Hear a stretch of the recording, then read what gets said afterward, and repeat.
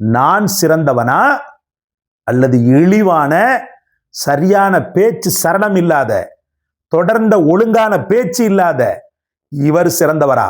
நீங்க முடிவு பண்ணுங்க அப்படின்றான். இப்படி இருக்கும் மூசா அலைஹிஸ்ஸலாமுக்கு. அது நினைக்கும் போதே நம்முடைய கண்கள் கலங்குது. ஒரு சாம்ராஜ்யத்தினுடைய சக்கரவர்த்தி அவங்க, பனி இஸ்ரவேல் என்ற பெரும் கூட்டத்தின் ஒரு மிகச்சிறந்த பிரதிநிதி.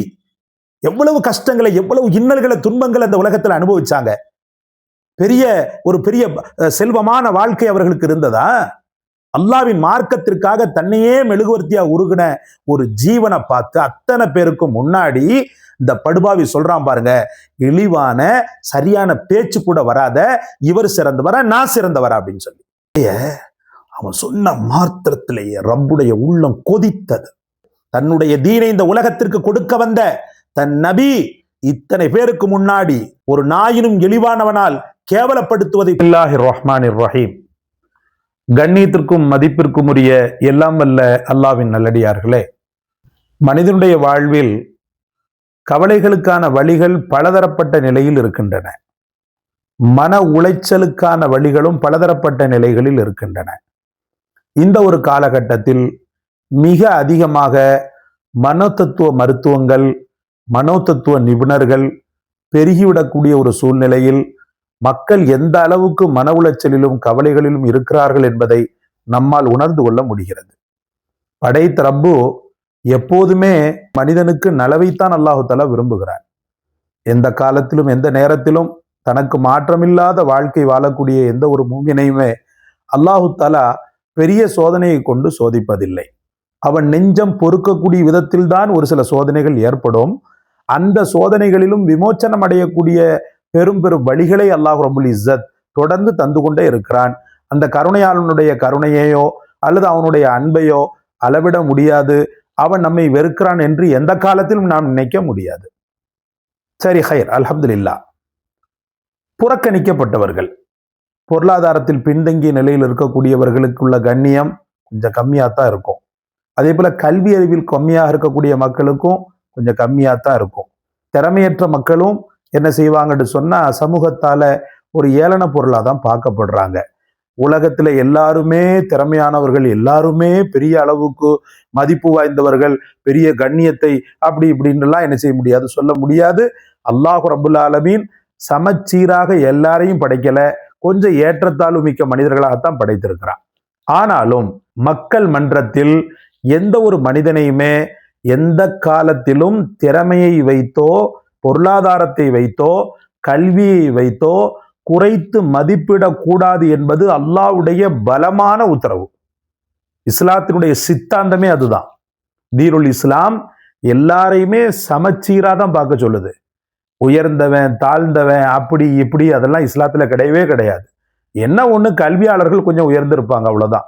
அவங்களுக்கு அல்லாஹ்வையும் அவன் ரசூலையும் அவர்களுடைய ஞானங்களையும் அவர்களுக்கு தெரிந்திருக்கிறது என்பதற்காக கொஞ்சம் அவங்க வேணா, உலமாக்கள் வேணா கொஞ்சம் உயர்ந்திருக்கலாமே ஒழிய மற்றபடி எல்லோரும் சமச்சீரான நிலையில்தான் வாழ வேண்டும் சகோதரர்களே. சரிக்கு சமமாக எல்லோரும் சமநீதியோடு தான் வாழ வேண்டும். சரி, ஹைர். இந்த தாழ்நிலையில் இருக்கக்கூடிய மக்கள் இருக்கிறாங்க இல்லையா, பலகீனப்பட்ட மக்கள். இந்த மக்களை சில நேரத்துல கொஞ்சம் கை உயர்ந்தவன் என்ன செய்வான்டா, சில பல நேரங்கள்ல இதயத்தை குத்தி கிழிச்சு காயப்படுத்தி பார்ப்பான். அதாவது தன்கிட்ட இருக்கக்கூடியது அவன்கிட்ட இல்லை, தன்கிட்ட இருக்கக்கூடிய அந்த கெப்பாசிட்டி அவன்கிட்ட இல்லை அப்படின்னும் போது ஒரு மாதிரி ஏளனமா அப்படின்ற மாதிரி ஒரு மாதிரி பார்ப்பான். இந்த கல்யாண வீடுகளை நீங்க பார்க்கலாம். ஒரு ஏழ்மை நிலை மனிதனை கவனிக்கக்கூடிய அந்த விதத்தையும் ஒரு பணக்கார நிலையில் இருக்கக்கூடிய மனிதனை கவனிக்கக்கூடிய விதத்தையும் நீங்க பார்க்கும் போதே தெரியும் சமூகத்தால இந்த மக்கள் எந்த அளவுக்கு பின்னுக்கு தள்ளப்பட்டிருக்கிறாங்க அப்படின்னு சொல்லிட்டு. சரி, ஹைர், அல்ஹம்துலில்லாஹ். இது எல்லாருக்குமே ஏற்பட்டுச்சு. உலகத்தின் மிக பெரும் அந்தஸ்தை அல்லாஹ் தந்த நபிமார்களுக்கு ஏற்பட்டிருக்குது. நீங்க எல்லாம் ஏமாத்திரம், நான் எல்லாம் ஏமாத்திரம், அவங்களுக்கே ஏற்பட்டிருக்குது. ஃபிரௌன் கேடுகட்ட அந்த நாய் சாதாரணமானவன் கிடையாது. உடல் ரீதியாக துன்புறுத்துதல் அப்படின்றத தாண்டி மன ரீதியாகவும் மூமின்களை துன்புறுத்தினான். ஹஸரத் மூசா அலைஹிஸ்ஸலாம் அவர்களை மன ரீதியாக எவ்வளோ காயத்தை கொடுத்தான் தெரியுமா? மூசா நபியை பார்த்தவன் சொன்ன அந்த கேவலமான வார்த்தைகளை அல்லாஹ் ரப்புல் ஆலமீன் தன் குர்ஆன்ல பதிவு செய்து அந்த பாவியின் கரங்கட்டு போன அந்த குணத்தை அல்லாஹ் தஆலா பட்டவர்த்தனப்படுத்துறான். ஒரு கட்டத்துல சொல்லுவான் பாருங்க, அத்தனை மக்களுக்கு முன்னாடி சையதுனா மூசா அலைஹிஸ்ஸலாமுக்கு கொஞ்சம் பேச்சு வந்து ஆரம்பத்துல திக்குவாய் தான். உன் பேர் என்னன்னு சொல்லி கேட்டா என்ன செய்வாங்கடா, மூசா அப்படின்னுவாங்க. ரொம்ப அதாவது சொல்றதுக்கே நம்மளுக்கு முடியாது. அந்த மாதிரி ஹஜரத் மூசா அலைஹிஸ்ஸலாம் கொஞ்சம் திக்கு, கொஞ்சம் பேச்சு சரியான முறையில சரளமா வராத ஒரு சூழ்நிலையில இருந்தாங்க. அவங்கள வந்து எப்படி மட்டப்படுத்துறான் பாருங்க. குர்ஆன்ல ஒரு ஆயத்து வரும், சொல்றான் பாருங்க ஹஜரத் மூசா அலைஹிஸ்ஸலாம் அவர்களை பார்த்து, அம் அன கைரும் மின் ஹாதல்லதி ஹுவ மஹீனும் வலா யகாது யுபீன். படுவாவி. அம் அன கைரும் மின் ஹாதல்லதி ஹுவ மஹீனும் வலா யகாது யுபீன். நான் சிறந்தவனா அல்லது இழிவான சரியான பேச்சு சரணம் இல்லாத தொடர்ந்த ஒழுங்கான பேச்சு இல்லாத இவர் சிறந்தவரா, நீங்க முடிவு பண்ணுங்க அப்படின்றான். இப்படி இருக்கும் மூசா அலைஹிஸ்ஸலாமுக்கு. அதை நினைக்கும் போதே நம்முடைய கண்கள் கலங்குது. ஒரு சாம்ராஜ்யத்தினுடைய சக்கரவர்த்தி அவங்க, பனி இஸ்ரவேல் என்ற பெரும் கூட்டத்தின் ஒரு மிகச்சிறந்த பிரதிநிதி. எவ்வளவு கஷ்டங்களை, எவ்வளவு இன்னல்களை, துன்பங்களை அந்த உலகத்தில் அனுபவிச்சாங்க. பெரிய செல்வமான வாழ்க்கை அவர்களுக்கு இருந்ததா? அல்லாஹ்வின் மார்க்கத்திற்காக தன்னையே மெழுகுவர்த்தியா உருகின ஒரு ஜீவனை பார்த்து அத்தனை பேருக்கும் முன்னாடி இந்த படுபாவி சொல்றான் பாருங்க, இழிவான சரியான பேச்சு கூட வராத இவர் சிறந்தவரா, நான் சிறந்தவரா அப்படின்னு சொல்லி. இந்த வார்த்தைய அவன் சொன்ன மாத்திரத்திலேயே ரப்புடைய உள்ளம் கொதித்தது. தன்னுடைய தீனை இந்த உலகத்திற்கு கொடுக்க வந்த தன் நபி இத்தனை பேருக்கு முன்னாடி ஒரு நாயினும் இழிவானவனால் கேவலப்படுத்துவதை பொறுத்து கொள்ள முடியாத ரப்புல் ஆலமீன் அவர்களுக்கு அதுக்கு பிறகு வாழ்க்கையை கொடுத்தான் பாருங்க. அல்லாஹு அக்பர். என்ன பெரிய வாழ்க்கை, என்ன பெரிய வாழ்க்கை. அல்ஹம்துலில்லாஹ்.